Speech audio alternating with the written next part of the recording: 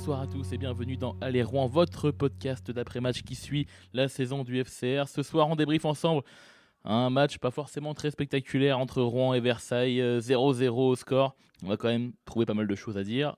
Pour débriefer ce match, comme d'habitude, l'équipe est là. Clément de la Fédé des Culs Rouges et Guette de FC Rouen News. Bonsoir messieurs, comment ça va ? Bonsoir, ça va bien, ça aurait été mieux avec une victoire ce soir. Un match nul intéressant ce soir.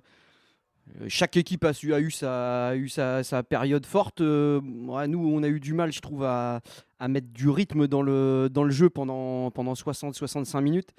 Et après, c'était un peu mieux. Et là, c'est là qu'on s'est créé deux occasions. Bon, un point ce soir, c'est mieux que rien. Bonsoir à tous.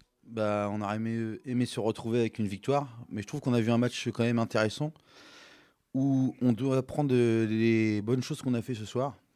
Et il y a des joueurs qui ont performé, je trouve, ce soir. Et on a vu des recrues en plus, peut-être pour la première fois certains, et ça a été assez intéressant du point de vue des recrues. Donc des choses aussi à retenir. Il y a eu des bonnes rentrées. Bon, déjà pour moi, voilà, l'homme du match ce soir, c'est Lucas Royes. Il nous laisse dans le match, notamment en début de deuxième mi-temps, où on a pris des vagues pendant un bon quart d'heure et il nous a laissé dedans longtemps. Et après, il y a eu des bonnes rentrées, le tonneau, il y a eu vraiment des bonnes rentrées. Et c'est là que ça aurait pu jouer pour aller chercher la victoire. Bon, malheureusement, ce ne sera pas pour ce soir. Clément, tu peux nous présenter les invités de ce soir ? Alors, c'est donc le président et vice-président du 12 Rouennais, je dis pas de bêtises, donc Bertrand Otto, président. Quel âge as-tu ? 68 ans, supporter du FCR depuis 50 ans. Je suis venu au FCR, j'habitais Fécamp avec mon président de Fécamp, M. Paulet, et je suis jamais reparti au Havre ou dans les autres clubs, toujours au FCR, à Rouen, à Diochon. Et mon premier match à l'extérieur, c'était au HAC, parce que le HAC contre Rouen, c'était vraiment le gros derby à cette époque-là. Et puis, je suis rentré chez moi et je suis toujours venu à Rouen après. Donc en tribune le Noble, je pense. Tribune le Noble, sans le faire exprès, on y est toujours, puisque le 12 Rouennais aujourd'hui est en tribune centrale, la E, en le Noble. Ton joueur préféré de toute époque confondue ? Bulin, parce que c'était un joueur intègre, qui faisait pas beaucoup de bruit, mais qui était tellement efficace et tellement précis qu'il apportait énormément aux équipes. C'est quelle époque ça pour les jeunes qui nous écoutent ? 80 à peu près. Et après, il y avait eu aussi Bertensen, que j'avais bien apprécié. Qui avait joué la Coupe du Monde aussi. Pena, Ignacio, qui avait marqué 4 buts. Là. C'était génial à Rouen. C'est toujours génial au niveau de l'ambiance, au niveau de l'âme de Diochon, quoi. Est-ce que tu te souviens de ton premier match à Diochon, du coup ? Très honnêtement, je crois que c'était Saint-Étienne, avec énormément de monde. Et je me souviens, j'étais pas très gros, j'étais ailier droit à Fécamp. Et quand on sortait de Diochon, on était soulevé par la foule. Il y avait 22 000, 23 000 personnes. Et il n'y avait pas de violence, c'était bon enfant, mais c'est cette image-là d'être soulevé pour sortir tellement il y avait de monde dans le stade. Donc le souvenir d'un but, d'un match ou d'une saison en particulier ? Le pénalty contre le jour où on a descendu contre Rennes, il y a eu un pénalty aussi le match de Marseille où on a perdu les 3 gardiens le même jour, quoi. On nous le donne souvent celui-là. C'est aussi un fait marquant, quoi. C'est le début d'une descente aux enfers et on a du mal à s'en sortir de tout ça. Le souhait pour cette saison ? Une saison correcte, sérieuse, comme le joueur, comme l'entraîneur, comme le staff. Et puis, laisser le temps à cette équipe-là qui a manqué de tomber aux oublis vu les événements. Donc, leur laisser encore un peu de temps de voir les choses. Et puis, ça reprend la patte de l'entraîneur. On voit que ça revient. Donc, du temps. Et Bertrand Roger, vice-président. Quel âge as-tu ? Alors 67 ans. Et supporter du FCR depuis quand ? Depuis la fin des années 60, donc 69, 70. Mais je ne me souviens pas des matchs de Coupe d'Europe, par exemple. J'étais trop jeune, donc je ne suis même pas sûr d'être venu au stade. Peut-être que mon père n'a pas eu des places. Parce que comme beaucoup, c'est mon père qui m'a emmené au stade pour la première fois. Ta tribune ? Tribune Le Noble. Ton joueur préféré de toute époque confondue ? J'ai eu un faible pour Armando Bianchi dans les années 70. Carrier Bianchi, milieu de terrain. Et pour moi, ouais, c'était mon idole à l'époque. Oui. Est-ce que tu te souviens du coup de ton premier match à Diochon? Pas du tout. Je sais plus. Et ton premier match à l'extérieur? Premier match à l'extérieur, donc c'était en 74 à Valenciennes. On a fait un 0-0 là-bas. Pour la petite anecdote, j'étais jeune, hein, donc c'est mes parents qui m'avaient emmené. Et arrivé là-bas, j'étais content de voir beaucoup de maillots, enfin de gens avec des jarres projet blanches. Je pensais que c'était les supporters de Rouen, mais non, c'était Valenciennes. Ah oui, Valenciennes, effectivement, ils jouent dans les mêmes couleurs que nous. Le souvenir d'un but, d'un match ou d'une saison en particulier? C'était encore dans ces années 70, c'était à Lens, en Coupe de France, où on avait gagné ici 1-0 en huitième de finale, un but de Hubert Guéniche. Et match retour à Lens, on fait un 0-0, 90 minutes acculés sur nos buts. Et à la fin du match, les supporters lensois venaient nous féliciter pour notre qualification. Un souhait pour cette saison, du coup? De faire une saison sans stress.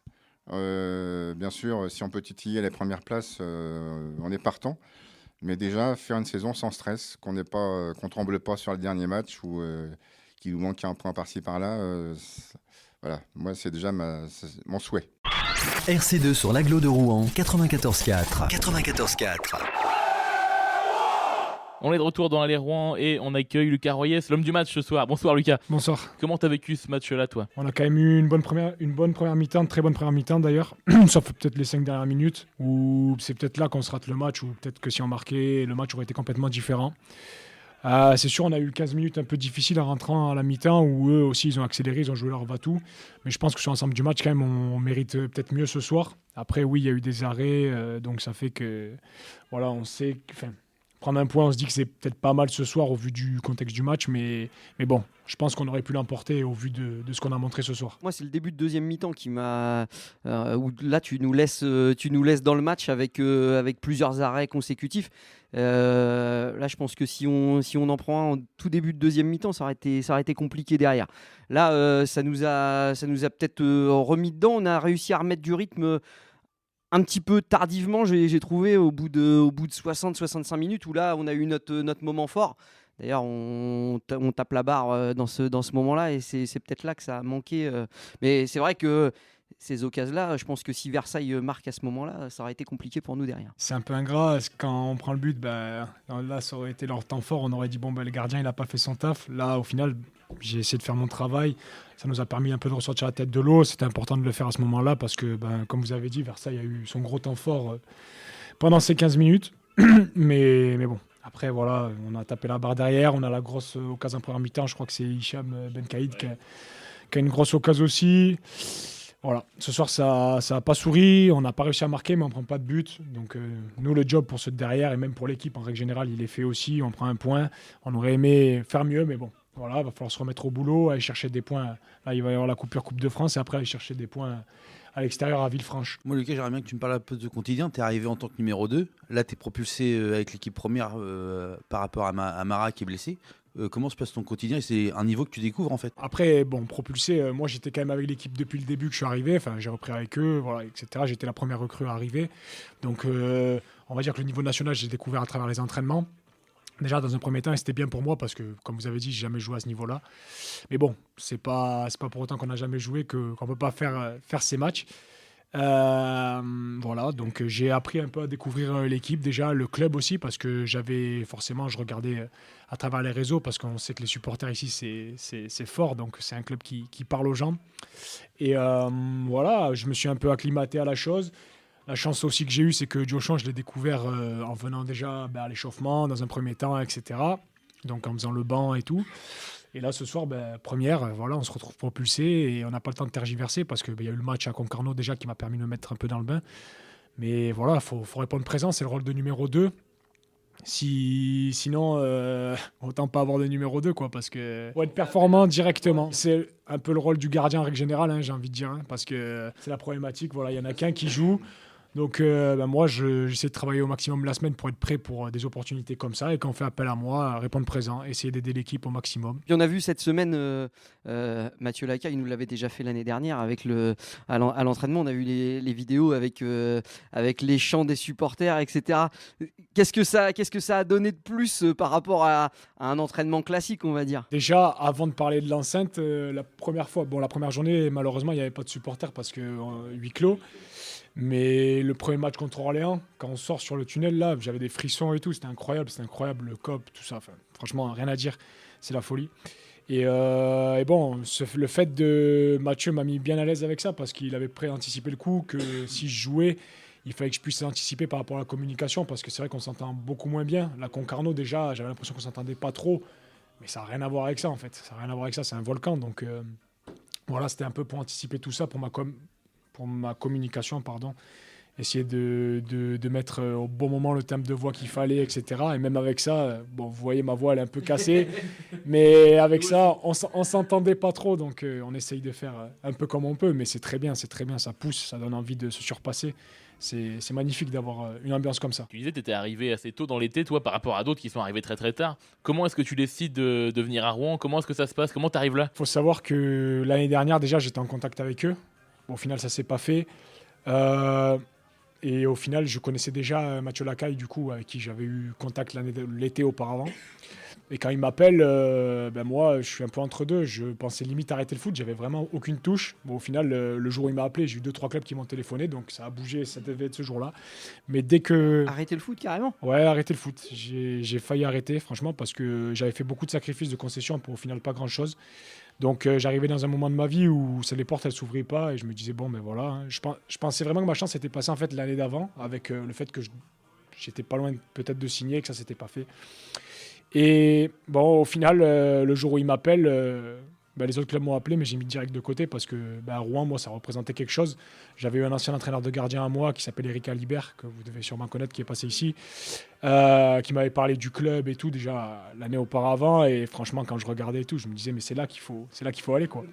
Donc voilà, dès qu'il m'a téléphoné on a mis de côté les autres propositions et je me suis concentré pour venir ici le plus rapidement possible. J'ai eu de la chance, j'ai été la première recrue, au moins ça m'a permis de m'acclimater et de me mettre à l'aise avec les gars du vestiaire et le club, quoi, en règle générale. Tous les problèmes qu'il y a eu l'année dernière, ça t'a pas freiné? Tu t'es pas dit, je signe dans un marasme? Franchement, non, parce qu'on a entendu parler d'un œil extérieur, mais voilà, si le club était toujours embourbé dans des problèmes, il n'aurait pas été repêché en national. Repêché, au final, on n'est pas descendu, mais on n'aurait pas été au niveau national cette année. Donc, je me suis dit, à partir du moment où ça passe la DNCG, c'est que c'est carré. Donc voilà, il y avait tout pour me rassurer. On m'a expliqué un petit peu les nouveaux présidents, investisseurs, tout ça. Donc voilà, c'est un projet qui a de la gueule, il faut le dire. Et il y a énormément de gens, que ce soit dans les bureaux, que ce soit le staff au quotidien, qui est très sérieux. Les joueurs, on a un super groupe. Les supporters, magnifique. Donc il y a tout ici pour s'épanouir et pour que ça marche. Superville aussi. Bon, il n'y a que le temps qui, des fois, est un peu, par rapport au sud, qui fait un peu... Parce que t'es sudiste à la base. Voilà, toi, je suis sudiste. Voilà, donc c'est le seul truc, si j'avais un truc à redire. Mais bon, non, franchement, c'est super ici, c'est super. Comment ça se passe la relation avec Mara au quotidien? Parce que c'est un grand gardien d'expérience. Comment ça se passe? Est-ce que tu es là pour le titiller ou est-ce qu'il te donne des conseils aussi? Franchement, on s'entend super bien. C'est un super gars que je remercie d'ailleurs parce que franchement, avec moi, il est top. Pour vous dire la petite anecdote, même la semaine dernière, il m'a envoyé un petit message avant le match, tout ça. Donc on a vraiment une relation à limite plus de grand frère. Il est avec moi, donc franchement, non, c'est super. Voilà, il me donne des conseils. Moi, j'essaye forcément de jouer mon va-tout. C'est le but de ma venue aussi. Hein. On ne va pas se cacher. Mais bon, tout en restant à ma place, voilà, j'apprends énormément de lui, je le regarde. Et puis voilà, j'essaye quand j'ai ma chance, de montrer ce que je sais faire. Mais mon rôle principal aujourd'hui, tant que je suis numéro 2, c'est de l'accompagner pour que lui performe et que l'équipe puisse bien tourner. Moi, j'ai une petite anecdote. Quand tu signes à Rouen, je reçois un message d'un ami, Maël Hez. Il me dit, t'inquiète pas, ce gars-là, il va vous faire du bien. Est-ce que tu as un petit mot à nous dire sur Maël? Maël, c'est un ami. Qui est le fils de Franck Hez. Qui est le fils de Franck Hez, ouais. Franchement, c'est un ami, il n'y a rien à dire. Ce mec-là, c'est de l'or. Je sais qu'il a joué ici, je sais qu'il est passé par ici. Bon, là, il s'est mis en retrait sur le foot, en tant que joueur, parce que maintenant, il est recruteur. Et franchement, c'est un super gars, c'est une super famille. Moi, voilà, il m'aide aussi au quotidien, parce qu'on discute beaucoup, c'est quelqu'un qui connaît le foot. Donc non, franchement, c'est un super mec et voilà, ça m'étonne pas son message. C'est un vrai gars, un vrai ami. Je sais pas si tu as suivi la saison dernière, mais la saison dernière, Léo Agoun, qui était l'ancien numéro 2, a fait une magnifique saison. Il a joué tous les matchs de Coupe de France contre Toulouse, contre Monaco. Il s'est fait remarquer un peu sur Beansport parce qu'il trash-talkait un peu sur les séances de péno. Mais du coup, ils ont beaucoup fait confiance. Est-ce que ça a joué pour toi le fait que le numéro 2 a eu toute la confiance comme ça et tu dis, bah voilà, je viens pour être numéro 2, mais c'est un club dans lequel le numéro 2, même si tu fais des matchs de Coupe de France et que tu avances, on va pas remettre Marat parce que c'est Monaco en face, quoi. On a quand même laissé la chance au numéro 2, c'est quand même un bon environnement, quoi. Chaque saison a sa vérité. Moi, aujourd'hui, on m'a même pas dit que je jouerais la Coupe de France ou autre. Hein. Je vais être honnête avec vous. Voilà. Moi, je viens pour jouer le maximum de matchs, pour me donner à l'entraînement, pour progresser, pour apprendre. Mais aujourd'hui, on m'a pas dit tu vas faire cette compétition, tu vas faire ci, tu vas faire ça. Non. Donc on verra la semaine prochaine si je suis sur le terrain ou pas, ou peut-être par rapport à la blessure de Marat, je sais pas comment ça se passera. Mais voilà, oui, bien sûr qu'on a suivi par rapport à ça. Bien sûr que moi, ce que j'ai plus envie de retenir de ce que vous avez dit, c'est plus l'ambiance qu'il y avait en fait générale au stade. C'est surtout ça qui m'a donné envie de venir. Après le reste, à moi d'aller le chercher, à moi de montrer ce que je sais faire. Voilà, ce soir j'ai eu de la chance, j'ai eu des ballons à jouer, j'ai eu des choses à faire valoir, donc... Voilà, c'est plus comme ça que je le vois, moi. Oui, c'est autre chose que je voudrais mettre en avant. Je suis aussi ami avec Reynald Bertin, l'entraîneur de la réserve. Et il m'a dit, quand Lucas il vient avec nous, il a vraiment une super mentalité. C'est important pour toi d'accompagner les jeunes. Au-delà d'accompagner les jeunes, qui est un rôle nouveau un peu pour moi, parce que je ne suis pas très vieux non plus. Mais oui, c'est sûr, quand je descends en réserve, je suis un des plus anciens, voire le plus ancien selon qui descend. Moi, mon but, c'est quand je rentre sur le terrain, de toute façon, que ce soit avec la réserve, avec la première, avec n'importe quelle équipe, c'est de donner mon maximum. Donc, je joue comme si c'était un match de Ligue 1, de National, peu importe, que ce soit avec la réserve. Et je pense que c'est plutôt ça que Reynald aime bien aussi, c'est que j'essaye de toujours tout donner pour qu'on puisse aller chercher les victoires, qu'elles soient en réserve, en équipe première. Et bon, voilà, c'est vrai qu'en règle générale, quand je suis descendu en réserve, jusqu'à maintenant, ça s'est plutôt bien passé. Sur la suite de la saison, juste, tu vois comment les choses se développer pour toi et pour le groupe. Tu les sens bien, les gars, là, parce que tu sais, le début de saison un peu compliqué. Ouais, compliqué parce que, en soi, compliqué parce qu'on a pris du retard dans la préparation aussi, il faut le dire. Et mine de rien, une prépa, ça compte. Sinon, les mecs, ils en feraient pas. Hein. Ils reviendraient au dernier moment. Déjà, c'est le premier point. Ensuite, de deux, je pense qu'on est quand même bien parce que. On fait un nul à Nîmes qui n'est pas payé, où on prend 2 pénaltys. Bon, le deuxième surtout, je ne sais pas s'il est vraiment, mais bon. Dans tous les cas, on revient avec un match nul. On fait une victoire contre Châteauroux ici, magnifique. Bon, mais 4 buts, malheureusement, on avait un peu de mal peut-être des fois à tuer les matchs. Là, celui-là, on les a explosés. Après, derrière... On va chercher un match nul à Concarneau où on est quand même assez solide défensivement et bon voilà pareil peut-être un peu manque de tranchant devant. Et puis sur la fin on peut même aller chercher une victoire là-bas. Je pense qu'on aurait peut-être même pu obtenir un deuxième penalty mais bon c'est comme ça et aujourd'hui on fait un match nul où peut-être on mérite mieux et peut-être que le match nul est justifié mais bon. Voilà, c'est comme ça. Moi, je pense qu'on a un bon groupe déjà, il faut se le dire. Il y a des bons joueurs et je pense que ça, vous le voyez quand vous venez voir les matchs, on joue au foot et je pense que c'est déjà très bien.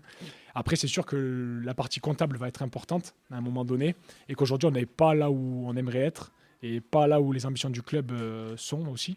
Mais bon, on sait qu'en national, moi, pour avoir suivi le championnat auparavant en tant que spectateur, on fait 2 victoires d'affilée, on se retrouve tout en haut, on fait 2 défaites d'affilée, on est tout en bas. Donc je pense qu'il ne faut pas non plus s'affoler, il ne faut pas tout remettre en question. On bosse bien au quotidien. Si vous venez voir les entraînements, tout ça, je pense que vous voyez que ça travaille dur et que ça travaille sérieusement. Comme je disais tout à l'heure, on a un super staff. Donc voilà, il faut patienter. C'est sûr, c'est chiant d'entendre ça, c'est des phrases un peu bateau, mais il faut continuer à persévérer. On va travailler dur, nous, et faire le maximum pour essayer d'engranger au maximum de points. Et je pense que quand le train va vraiment partir, quand on va commencer à faire 1 victoire, 2 victoires, je pense qu'on va être difficilement arrêtable. Bien sûr, il faut que ça arrive, mais voilà, c'est ce pourquoi on travaille tous les jours en tout cas, et on va essayer de faire notre mieux pour aller chercher tout ça. Merci beaucoup, mesdames et messieurs, Lucas Royes, merci beaucoup. Merci à vous. RC2 sur l'Agglo de Rouen, 94.4. 94.4. Et on reçoit un nouvel invité, Grégory Auger, entraîneur adjoint de Maxime Dornano. Bonsoir. Bonsoir. Ton intégration au club s'est bien passée ? Ouais, très bien. Franchement, j'avais la chance, je pense, de déjà connaître quelques personnes du staff, notamment Mathieu Lacaille, coach des gardiens, Thomas Legrand, Louis Le Sueur aussi, qui est dans le staff, et puis de connaître aussi quelques joueurs avec qui soit j'avais pu déjà coacher auparavant ou que je connaissais par d'autres activités professionnelles. Donc ça m'a permis de vite prendre mes marques, même si je suis arrivé en cours de préparation, puisque je suis arrivé fin juillet quasiment.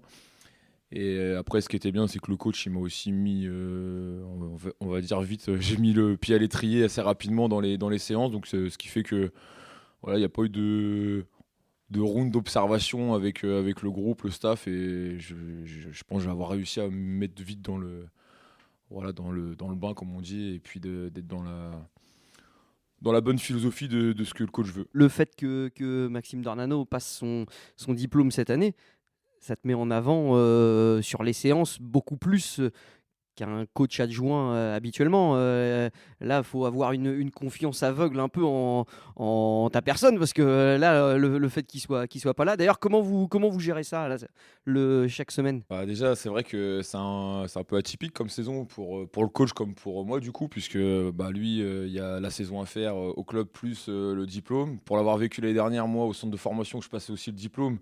Quand on n'est pas là, c'est jamais simple, mais moi, je l'aborde tranquillement, puisque finalement, quand il est là, il me laisse déjà beaucoup de choses à animer dans les séances. Donc finalement, quand il n'est pas là, c'est pas que ça change pas grand-chose pour moi, c'est plus pour lui, parce que ça l'embête de ne pas être là.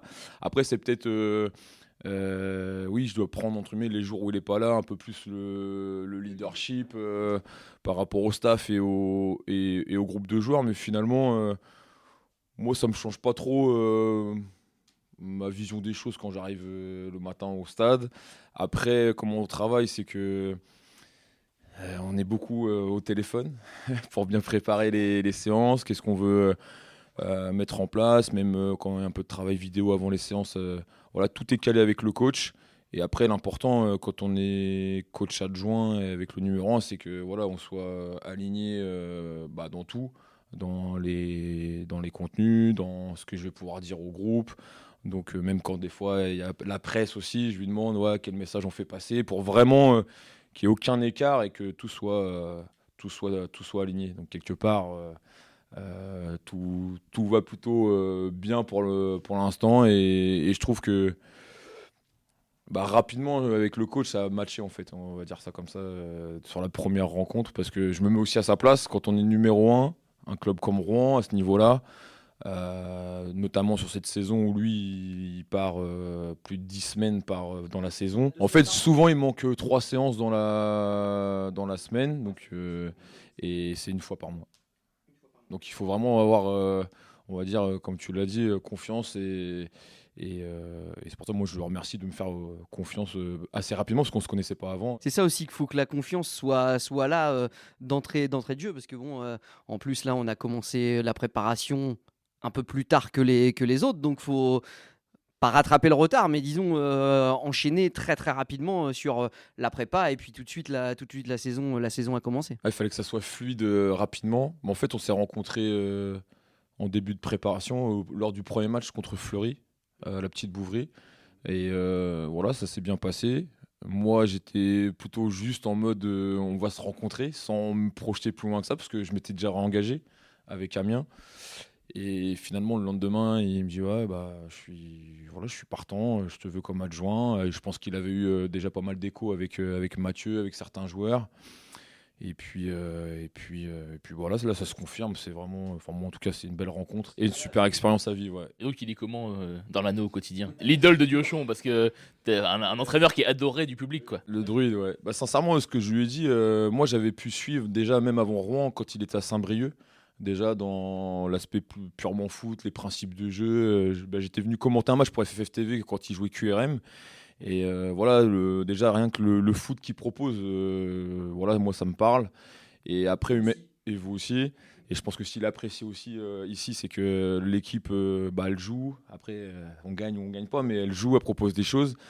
Et moi, ça me va. Et après, en termes au niveau humain, moi, ce que j'avais pu voir et ce que j'avais pu aussi avoir comme information auprès des personnes qui sont déjà dans le cœur du staff et du club, c'est quelqu'un de top. Humainement, c'est vraiment impressionnant, je dirais.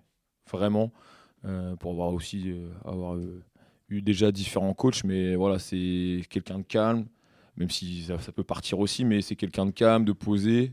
Et je pense qu'ici, c'est vraiment le profil idéal, on va dire, pour que quand ça monte haut, il reste tempéré. Quand ça peut être un peu plus chaud, comme on a pu aussi vivre là le début de saison, ou même tout ce qui s'est passé à l'intersaison, il reste aussi plutôt calme. Et je pense que c'est ce qu'il faut pour qu'on puisse travailler dans de bonnes conditions. Ici, ça peut être vite le feu, hein, donc c'est bien d'avoir quelqu'un Non, pour... il est vraiment bien. Sur les principes de jeu, c'est un truc vraiment voulu, assumé à 200%, de vouloir vraiment repartir. Genre, est-ce qu'il pète un câble si tu allonges un ballon ou est-ce que tu vois un peu à la Luis Enrique? Non, il va pas péter un câble parce que je pense qu'il y a des moments où on peut ressortir et nous on veut vraiment et le coach veut vraiment que ça soit un principe fort. Ça et travaille vraiment dans ce sens-là, l'entraînement. Ouais. C'est fait dans ce sens-là, on le voit même encore ce soir, même le gardien dans nos 6 mètres, on veut repartir court. Après, si vraiment on est pressé ou c'est compliqué, on veut pas non plus être dans le jusqu'au boutisme de se dire non, on met pas un ballon long parce que ça peut arriver aussi que l'adversaire vienne fort. Et parfois, c'est l'option de jouer un peu plus long. En plus, on a des profils aussi pour parfois jouer un peu plus long. Mais ouais, donc, après aux joueurs d'être entre guillemets. Ce qu'il veut, c'est que le joueur soit suffisamment intelligent pour choisir.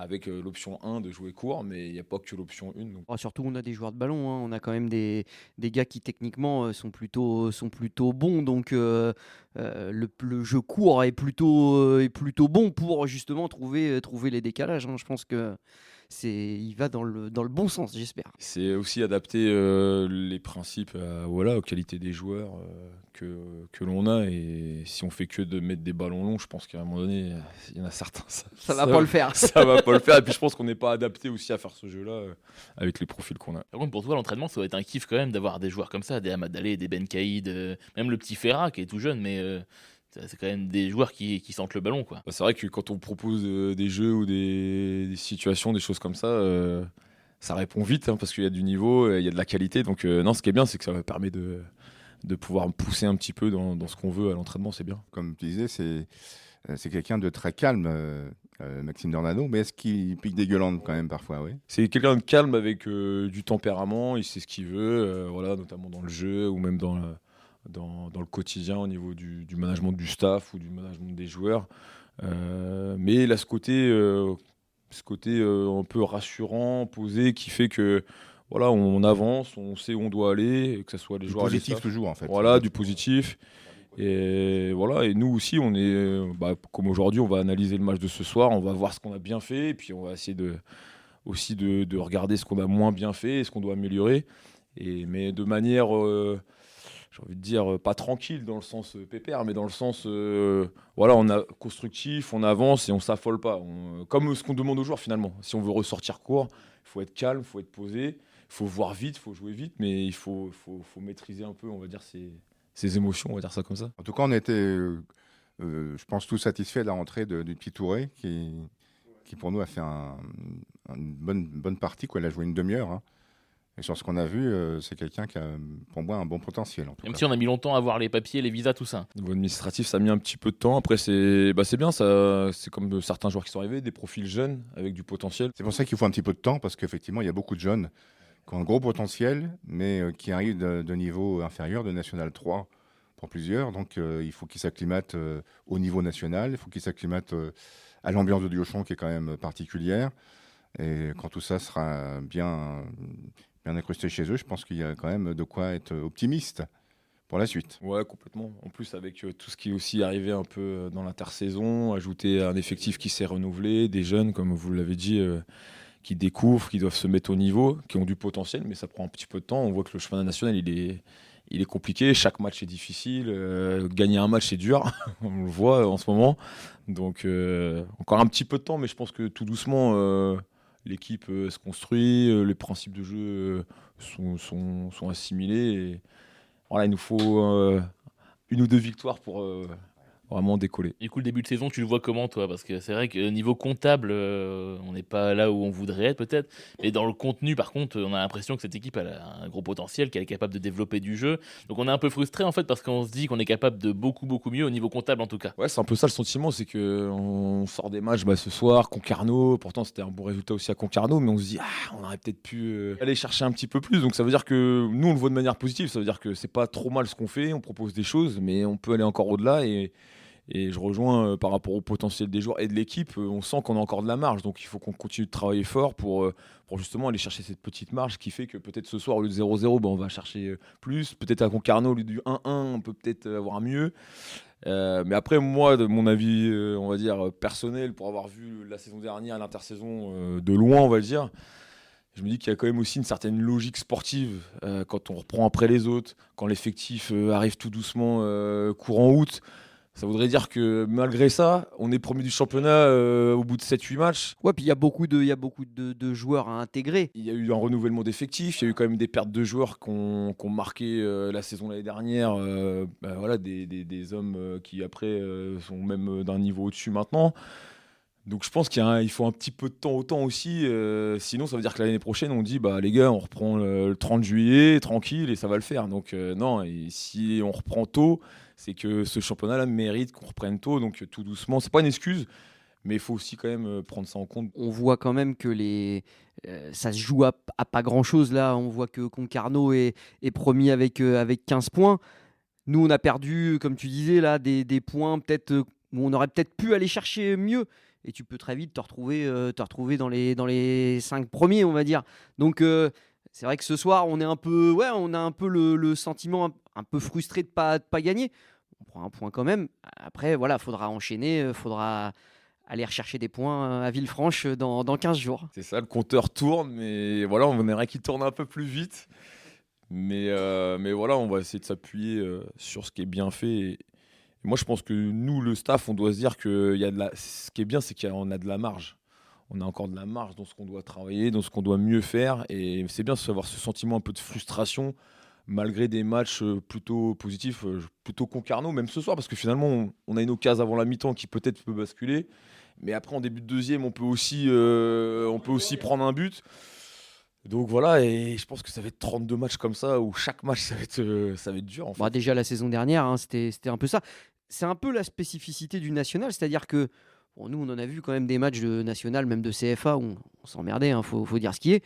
Et là, c'est des matchs plaisants. Là, ce soir, c'est un 0-0, mais c'est des matchs qui sont même plaisants pour avoir, même à la télé. Des fois, on regarde des matchs bien moins intéressants en Ligue 1 ou en Ligue 2. Donc, voir ça aujourd'hui à Diochon, c'est quand même beau. Ça, c'est vraiment, pour revenir à tout à l'heure par rapport au coach, c'est vraiment la patte du coach qui veut vraiment que ça joue. On attaque fort, on veut essayer de se projeter. On est même aujourd'hui, nous, frustrés que ça bombarde pas encore.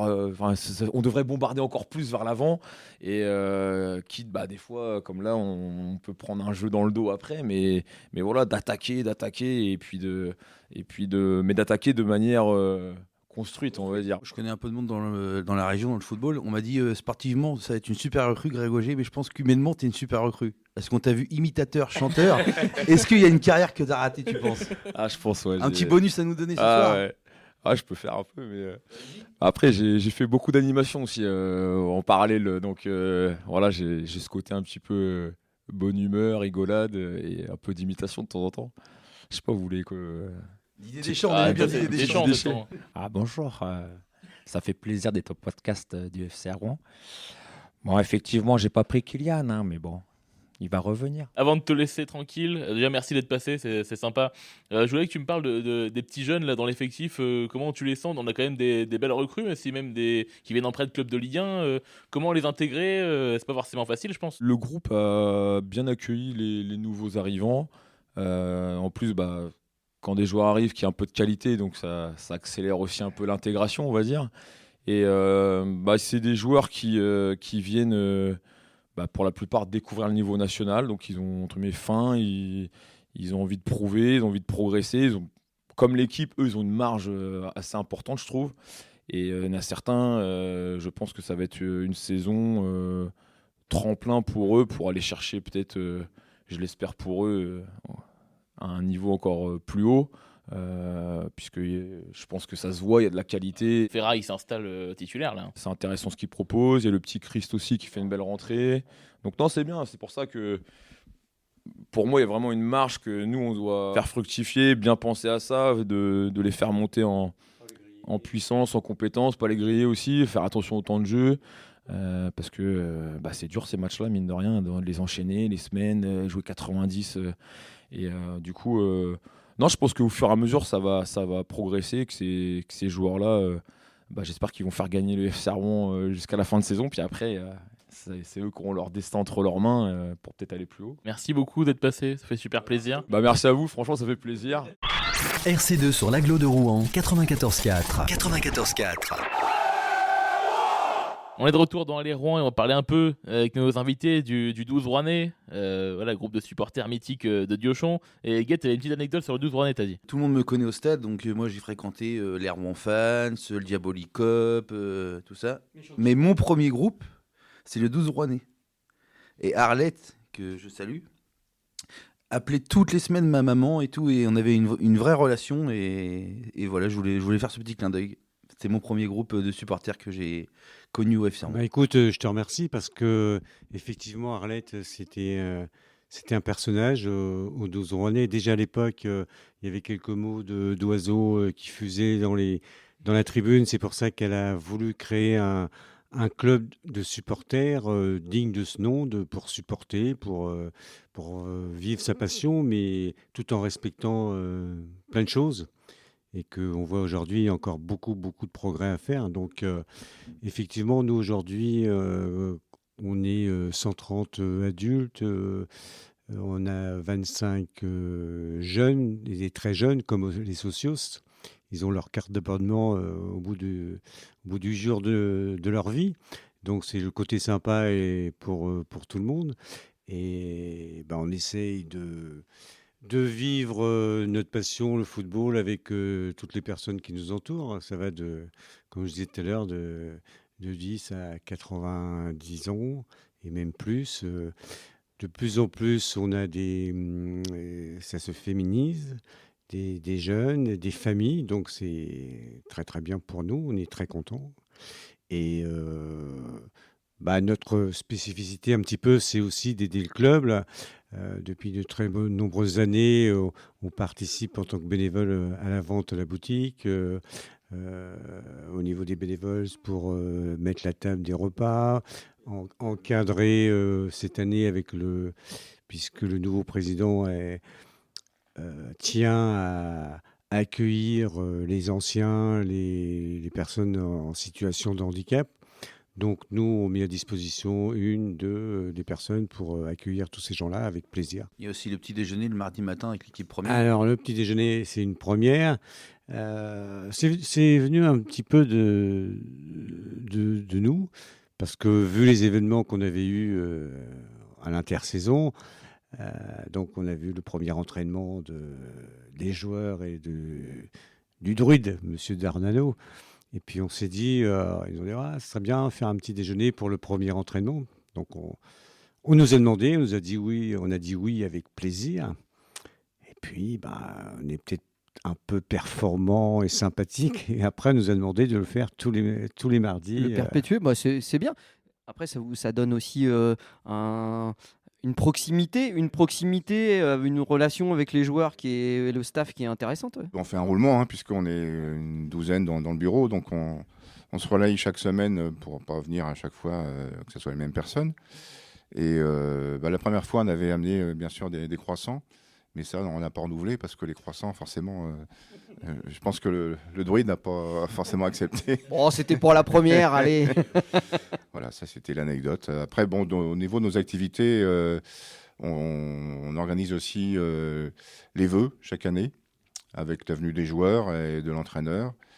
Et puis, je ne sais pas si on parle de Lens. Donc on a programmé un déplacement à Lens pour aller voir le match Lens-Nantes au mois de novembre.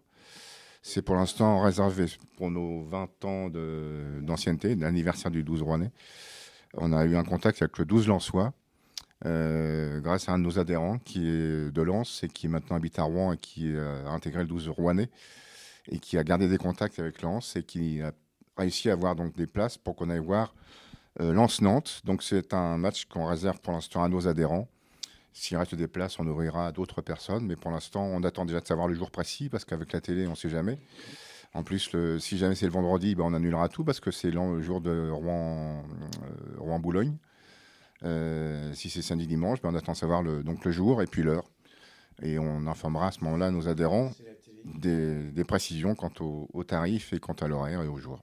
Voilà, ça c'était donc pour vous informer un peu de ce qu'on fait, plus un repas qu'on organise aussi normalement chaque année. Bon, on ne l'a pas fait l'année dernière, mais l'an dernier, avec les événements, ça a coupé l'herbe sous le pied, on va dire. Arlette avait organisé un déplacement à Strasbourg. C'était à Noël, donc il y avait le marché de Noël plus le match Strasbourg-Rouen. C'était le fameux match sous la neige. Ouais. Et avec le recul, je pense qu'on était inconscients. Et pourtant, on était quand même adultes. Moi, je suis venu de la rive gauche, de la rive droite. On a passé le pont, il y avait plein de neige. Tout le monde était là. Le car était plein. On est parti, on a toujours eu de la neige derrière le cul du car, jamais devant. Et on est arrivé à Strasbourg. Et pour revenir, pareil, des congés et tout ça. C'était super bien. Hein. Mais aujourd'hui, je sais pas, on réfléchit un peu plus maintenant. Et puis, on a fait aussi le Puy du Fou. Quand on a été voir le match pour aller sur Vie, on est parti 2 jours. Ouais, outre le football, disons que vous agrémentez les déplacements par autre chose. C'est bien ça. Alors on essaye, mais maintenant ça coûte de plus en plus cher. Les autocars coûtent très cher. Les nuits à l'hôtel, enfin ça devient un petit peu compliqué. Mais on a aussi, bon là on va sûrement aller à Lens. Puis peut-être aussi à Boulogne, sauf si le club organise. Avec le club qui organise maintenant des déplacements, je pense que même pour vous et pour toutes les associations de supporters, je pense que c'est bénéfique aussi pour pouvoir emmener le maximum de monde d'un seul coup, au lieu que ça parte en voiture individuelle ou en minibus. Bon. L'écart, c'est quand même un peu plus intéressant, je pense. Ouais. Puis pour finir, par exemple, sur le 12 Rennais, je veux dire, j'aurais quand même remercier et féliciter de la mentalité de toutes les personnes qui sont dans notre association et de remercier aussi tous les bénévoles de chez nous qui œuvrent pour le club, pour que le club progresse et d'être à côté des joueurs et de l'entraîneur. C'est important, outre les salariés du club qui sont là à temps plein, mais un club de foot, quel qu'il soit, a besoin de petites mains pour faire des fois des tâches ingrates, mais qui sont importantes dans l'organisation du match, dans l'accueil des gens, etc. Et c'est vrai que ça, on les remercie pas, on les remercie jamais assez, malheureusement. J'ai l'impression que le bénévolat, quand même, le nouveau président a voulu quand même, alors je vais pas mettre ça au centre, mais je sens que la relation elle est quand même assez saine avec le nouveau président. Il sollicite effectivement les bénévoles. De toute façon, on sait que les bénévoles, il n'y en a jamais assez. Il y a beaucoup d'associations, pas uniquement dans le football, qui réclament des bénévoles. Donc nous, dans la mesure du possible, on fait ce qu'on peut pour aider, tout simplement. On était habitué à voir le bungalow du 12, il était malheureusement vandalisé. Et il n'est plus là. Je voulais savoir, c'en est où ce bungalow ? Le bungalow, comme tu dis, il a été vandalisé. Ensuite, il y a les travaux qui sont en place pour les jardiniers. Donc, le bungalow était très ancien, donc il est parti à la casse. Pour l'instant, on est dans une situation qui n'est pas satisfaisante, mais pas du tout. On est dans la cave, dans le clubhouse.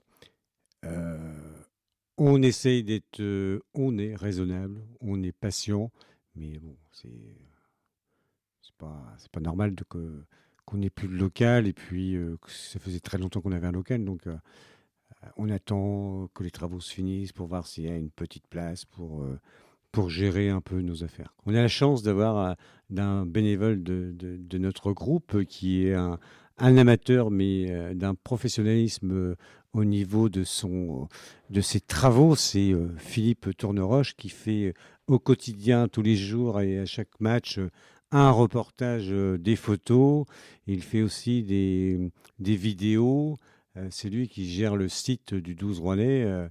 Je voudrais encore te remercier, Philippe, pour tous tes travaux et pour ta compétence. RC2 sur l'agglo de Rouen, 94.4. 94.4.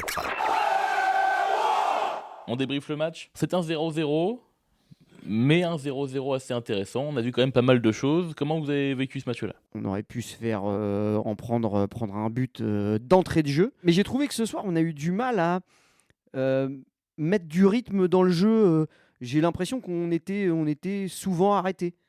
pour créer les décalages, ça s'est mis en route au bout d'une heure de jeu où là on a commencé à trouver un peu plus de décalage et puis à justement à mettre un peu plus de rythme, à mettre un peu plus d'impact dans les passes.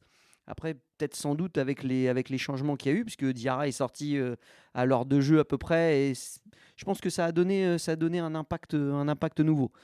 Bon, malheureusement, ça a pas été au bout. Je suis d'accord avec toi, je pense que les changements ont été intéressants, mais malheureusement pas payants. Ouais, parce qu'après, mais il y a Malik qui est rentré aussi, qui a mis aussi un peu plus d'impact. On a vu aussi même que le bloc était remonté au bout d'une heure de jeu.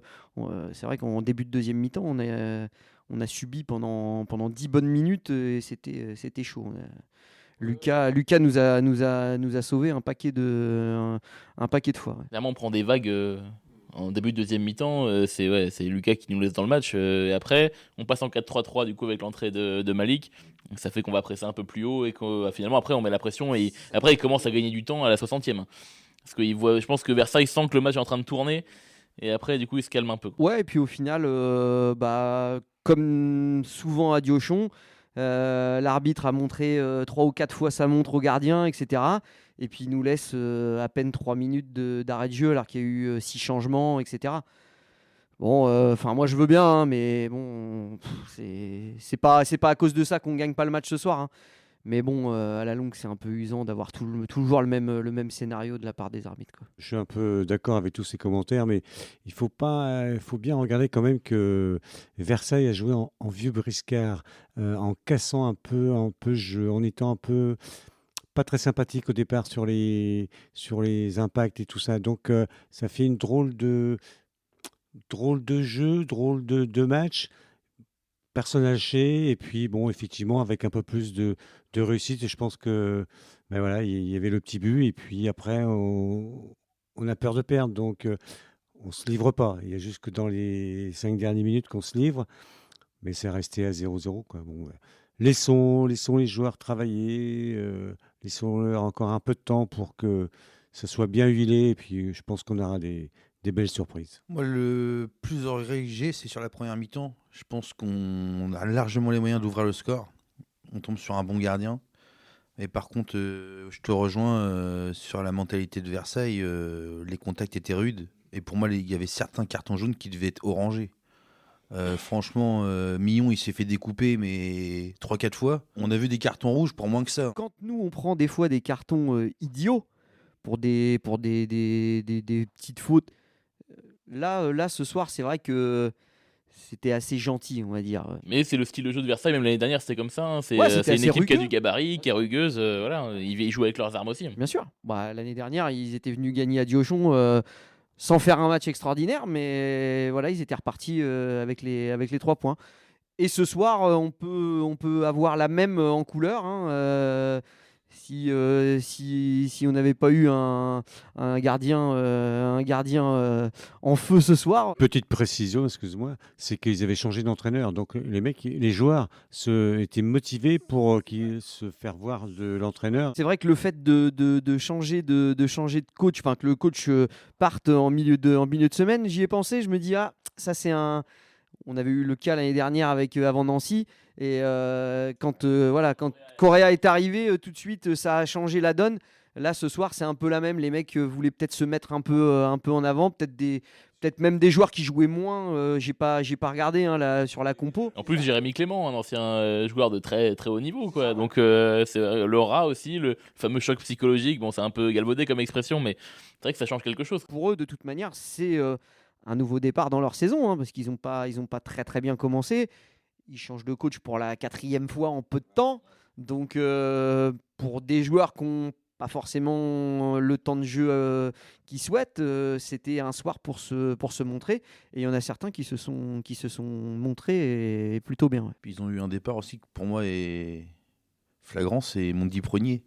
Il leur faisait énormément de bien devant. Et là, le fait qu'il soit parti, on a senti quand même que devant c'était moins... Ouais, c'était un peu orphelin. Hein. Donc non, ça... à voir, mais je pense que ils vont pas faire une grande saison. Ah, malheureusement, voilà, on a l'impression d'être au-dessus dans le jeu, dans le projet de jeu, dans la technique. Mais bon, en national, ça suffit pas, quoi. Il a manqué le dernier geste, la dernière passe, la dernière frappe qui aurait pu, parce qu'on a eu des situations de frappe où on refait la petite passe, peut-être la passe de trop. Ça sera pour la prochaine fois. C'est ce genre de match, si tu ouvres le score rapidement, ça peut finir en 2-3-0. Et là, du coup, tu tombes sur un mur. Un peu le match de Châteauroux où là t'enchaînes et puis tu prends les 3 points plutôt tranquillement. C'est vrai que c'est ce qui est frustrant avec cette équipe-là, c'est qu'on a l'impression qu'il y a un potentiel de dingue. Il y a des joueurs qui sont vraiment très fins techniquement, on a l'impression qu'ils peuvent enflammer le match et ça vient pas encore. Ça va venir, sûrement. C'est qu'une question de temps, aller provoquer la petite réussite, le petit compte favorable que Versailles a eu souvent ce soir encore. Ça va venir, faut prendre le temps. Là, il y a un petit intermède Coupe de France qui va peut-être permettre à Maxime Dornano de faire jouer les gars qui ont moins joué depuis le début de saison. Et puis après, il faudra vite se remettre dedans en allant à Villefranche. Et après, il y a du lourd qui se pointe à Diochon. Il y aura encore un tour de coupe entre deux, je crois. Et après, on aura Sochaux à Diochon. Au classement, Clément. Nancy est leader du championnat avec 15 points, égalité avec Concarneau. Suivent Boulogne, Valenciennes et Orléans. Nous, on se retrouve donc 12e avec 8 points. Et dans le bas du tableau, Paris Atlético avec 6 points, Châteauroux avec 6 points et Villefranche-Beaujolais, notre prochain déplacement, avec 5 points. Pas de victoire, il faut espérer que ce ne soit pas contre nous. L'homme du match, messieurs. On l'a reçu ce soir, Lucas Royes, comme d'habitude. Sanson, Bassin a été plutôt bon dans le combat. Ben Caïd au milieu a fait du bien. Abdelmoula a fait une bonne rentrée. Lucas, pareil. Après, moi je milite encore, mais Hicham a encore fait un gros match pour moi. Et s'il met la première, ça change le match. Parce que quand il met le crochet et qu'il frappe, là, on la voit tous dedans, mais le gardien il sort une parade de fou. Mais non, j'ai trouvé qu'encore, elle a fait un gros match. Après, Mousse, j'ai trouvé un petit peu moins bien. Ahmad, pareil. Ouais, il nous manquait ce petit accélérateur au milieu de terrain. Tu vois. C'était dense au milieu de terrain aussi en face. Ça... Et puis, par contre, très bonne rentrée de Touré, j'ai trouvé. Très juste techniquement. Et les tonneaux, moi, il m'a vraiment bien plu sur cette rentrée-là. Ouais, les tonneaux qui nous fait un espèce de contrôle orienté, il enroule à la Thierry Henry s'il la met. Celle-là, on la voyait pas loin d'être au fond. Bon, malheureusement, il y a eu juste, il la dévie vraiment du bout des doigts. Et un bon gardien en face quand même. J'ai bien aimé Aït Moujane sur le côté, qui a, pour moi, fait un bon match. Dans la débauche d'énergie, c'est vrai qu'il fait des kilomètres aussi, Aït Moujane. Et un peu moins réussi sur ses crochets que d'habitude. En même temps, c'était aussi, quand je redis, c'était costaud en face. Même Mathieu Millon a encore fait un gros match en activité sur son couloir gauche. C'est des postes où ça demande beaucoup d'activité. On le voyait la saison dernière. Mais je pense que c'est pareil, il va falloir aussi fixer certains joueurs au poste, parce que là, Mathieu, c'est pas son poste au final. Donc c'est difficile d'être un peu trimballé à droite, à gauche. Après, il y a des circonstances, mais je pense qu'il va falloir trouver les bons joueurs au bon poste pour donner une impulsion et aller chercher les victoires. Je partage toutes les analyses qui ont été faites et avec tout le respect que j'ai pour les arbitres, je pense qu'aujourd'hui, monsieur l'arbitre n'a peut-être pas été non plus le meilleur. Donc du coup, le prochain rendez-vous, c'est Sochaux. Il y a des rendez-vous de Coupe de France, donc la semaine prochaine à Trouville-Deauville. Avec un ancien joueur de Rouen, Joachim Lepage, un petit arrière-gauche époque DH, très bon, qui était parti après à Alençon et maintenant il est arrivé là-bas. Donc ensuite, nous allons à Villefranche. Après, on croise les doigts pour passer le tour de Coupe de France, rematch de Coupe de France le week-end d'après. Et ensuite, en milieu de semaine, la réception de Sochaux. Messieurs, merci d'avoir participé à cette émission. On va pouvoir rendre l'antenne. N'oubliez pas de donner pour Octobre Rose. C'est une super cause. Moi-même, je fais un tournoi de badminton en faveur d'Octobre Rose. C'est à Marom. C'est le 12-13 octobre. Si vous voulez venir me voir jouer au badminton ou jouer vous-même ou venir prendre un produit pour Octobre Rose. N'oubliez pas de suivre la Fédé des Culs Rouges, le 12 Rouennais, FC Rouen News. Merci à nos invités. Merci Bertrand. Merci à vous tous. On remercie Aurel Magic à la technique. Allez Rouen. Allez Rouen.